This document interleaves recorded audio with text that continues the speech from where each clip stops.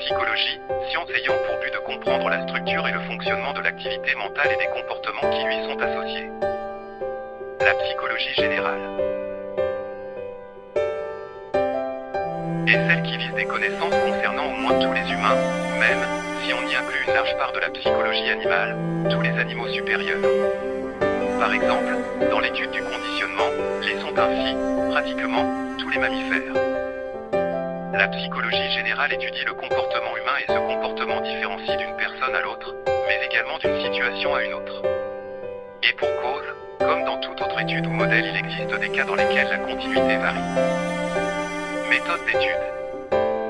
L'observation, l'entretien, le questionnaire et l'enquête comptent parmi ces méthodes, auxquelles il faut ajouter les méthodes corrélationnelles, qui étudient les liens entre les comportements, et la méthode expérimentale, sans oublier les techniques liées à l'utilisation récente de l'imagerie cérébrale. Approche psychologique du processus créateur, en littérature, dans l'approche psychologique, le processus créateur, que ce soit en littérature ou dans le domaine des arts, n'est pas appréhendé en termes de dons, de capacités ou de talents, mais en termes de projection, de sublimation, de clivage, de répétition, c'est-à-dire en termes de travail psychique. Approche psychologique du texte littéraire. Faire une analyse psychologique d'un texte littéraire consiste en quelque sorte à lire ce qui n'est pas écrit, c'est-à-dire à chercher dans l'œuvre des indices qui nous permettent de révéler les intentions inconscientes de son auteur. L'étude de la littérature est indéniablement liée à la psychologie de la création littéraire, et ainsi à la branche de la psychologie qui se consacra aux questions générales ayant trait aux processus mentaux de la création littéraire, aux recherches sur la structure psychique individuelle de l'auteur d'œuvre. Quelle est l'importance de la psychologie dans la vie quotidienne? La psychologie contribue à l'amélioration de l'enseignement et de l'apprentissage au sein de la classe qui sont étroitement liés aux facteurs sociaux et comportementaux du développement humain, ainsi qu'à la connaissance, la motivation, l'interaction sociale et la communication. C'est quoi le cognitif? Étude des activités psychologiques supérieures, perception, attention, mémoire, langage, processus intellectuel. La psychologie cognitive est l'étude de l'ensemble des états mentaux et l'ensemble des processus psychiques, en résumé, l'étude des activités mentales, qui fournissent à l'homme une représentation interne, une analyse de données externes, et ce, à des fins de prise de décision et ou d'action.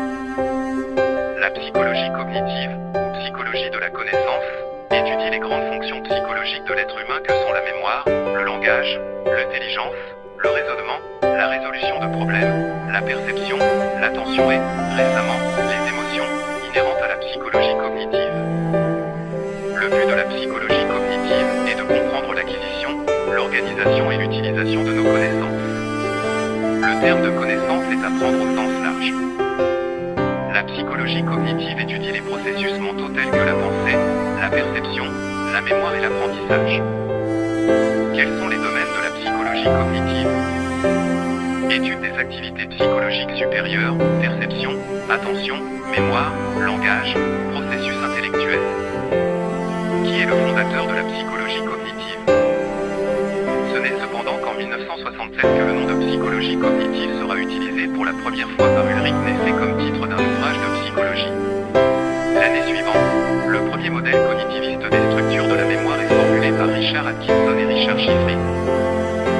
Le traitement de l'information se définit comme étant le processus par lequel l'information perçue est analysée et intégrée dans la structure de connaissance de la personne. L'attention est la capacité de maintenir son activité, c'est-à-dire de mobiliser ses ressources cognitives sur une tâche donnée pendant une assez longue durée.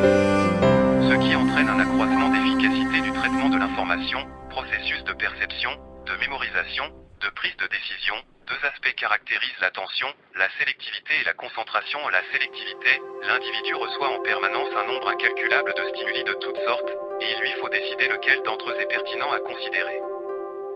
La perception. Ensemble des mécanismes et des processus par lesquels l'organisme prend connaissance du monde et de son environnement sur la base des informations élaborées par ses sens. Les représentations.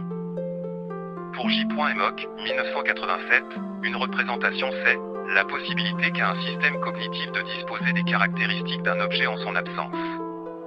La notion de représentation traduit cette aptitude de l'esprit à rendre présent ce qui ne l'est pas, elle renvoie au réfère interne d'un objet extérieur.